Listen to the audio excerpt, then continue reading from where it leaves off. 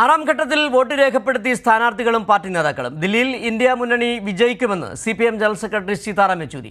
ഏകാധിപത്യത്തിനെതിരാണ് vote ചെയ്തതെന്ന് ദില്ലി മുഖ്യമന്ത്രി Aravind Kejriwal.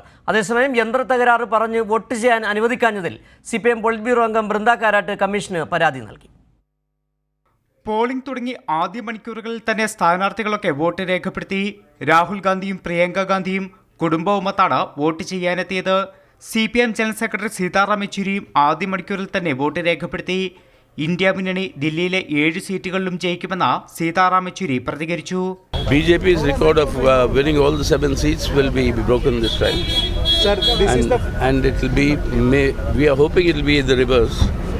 That the India bloc will win all the 7 seats. Delhi മുഖ്യമന്ത്രി അരവിന്ദ് കെജ്രിവാളും കുടുംബത്തോടൊപ്പം എത്തി വോട്ട് ചെയ്തു. ഏകാധിപത്യത്തിനും വിലക്കയറ്റത്തിനും തൊഴിലില്ലായ്മയ്ക്കും എതിരായാണ് വോട്ട് ചെയ്തതെന്ന് കെജ്രിവാൾ പറഞ്ഞു. അതേസമയം CPM പോളിറ്റ് ബ്യൂറോ അംഗങ്ങളായ പ്രകാശ് കാരാട്ടിനും ബൃന്ദ കാരാട്ടിനും ആദ്യം വോട്ട് ചെയ്യാൻ കഴിഞ്ഞില്ല. വോട്ടിംഗ് മെഷീനിലെ ബാറ്ററി ഡൗൺ ആയെന്നായിരുന്നു കാരണം പറഞ്ഞത്. പിന്നീട് ഇരുവരും വോട്ട് ചെയ്തു. രേഖാമൂലം തെരഞ്ഞെടുപ്പ് കമ്മീഷന് പരാതി നൽകിയെന്നും ബൃന്ദ കാരാട്ട് പറഞ്ഞു. അതിനിടെ PDPയുടെ പോളിംഗ് ഏജന്റ് വരെ അകാരണമായി പോലീസ് കസ്റ്റഡിയിലെടുത്തുവെന്ന് ചൂണ്ടിക്കാട്ടി മെഹബൂബ മുഫ്തിയും പാർട്ടി പ്രവർത്തകരും കാശ്മീരിൽ റോഡ് ഉപരോധിച്ച് പ്രതിഷേധിച്ചു. കൈരളി ന്യൂസ്, ദില്ലി.